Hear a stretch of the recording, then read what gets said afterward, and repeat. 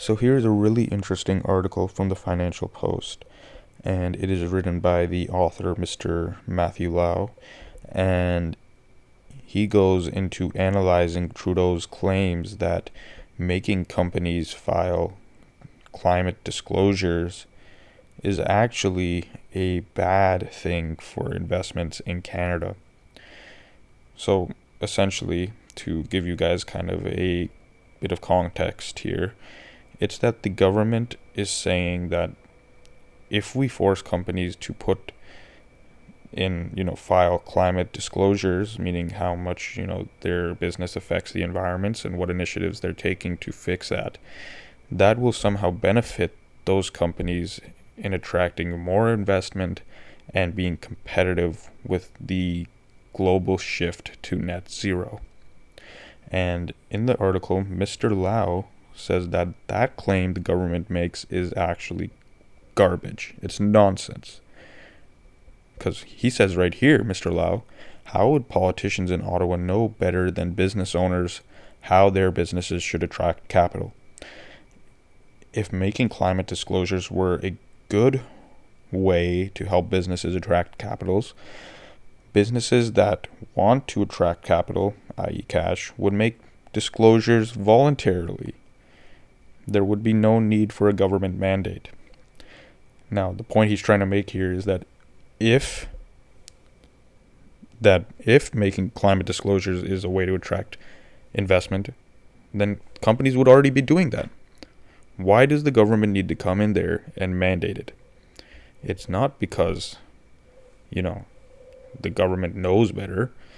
It's because the government is trying to force an agenda onto these companies and on the broader Canadian society on how they want business and Canadians to live their life and think. They want Canadians to pay these carbon taxes and whatnot because they want to make the Canadian people think that, hey, we're doing something good for the environment. However, it's even worse than that because it's not about that either. It's not in good faith. Trudeau is not imposing these disclosures and taxes in good reality and good faith. He's doing it because he has a woke propagandist ideology that wants to, tout something as good, but in reality, he's doing it for other reasons. He's doing it because the government is broke. The government does not have money right now. And in his way of, being a woke savior, he wants to, preserve his public image of the leftist hero, the savior of climate. And he is now making companies do this kind of disclosures and making the Canadian population pay these taxes so that he can preserve his image, but also rob us of our money. To even go in further now and show how bad business has become under Justin Trudeau, the article by Mr. Lau highlights that since 2015, business investment has gone down and that the new capital per worker in 2024 is barely half of what it is in the United States. And that in Canada, we have a hostile regulatory environment, and now we are imposing higher taxes, such as the capital gains taxes, which will drive away talent from Canada.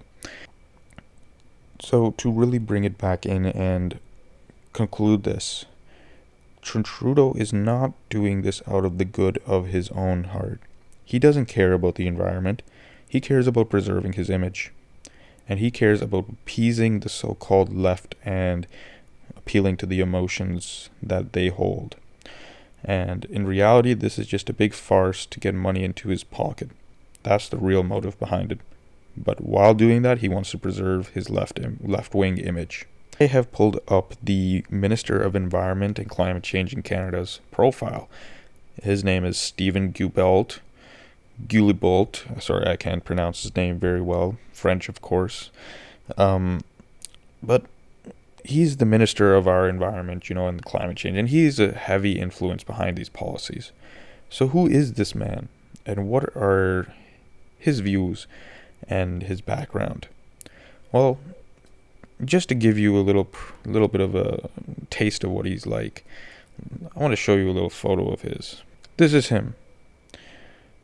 This is him right here. This is our current Minister of the Environment. he used to be a big Greenpeace activist, and you can see him being escorted away from police here. So you can already tell what kind of individual he is. He's quite extreme in his views. So you might be wondering why. Why is he being escorted away from, wherever he is by police? So in 2001, this minister, our Minister of Environment, he was charged with public mischief for trying to vandalize our national landmark, the CN Tower. And he was with Greenpeace at the time, which is a known extreme organization.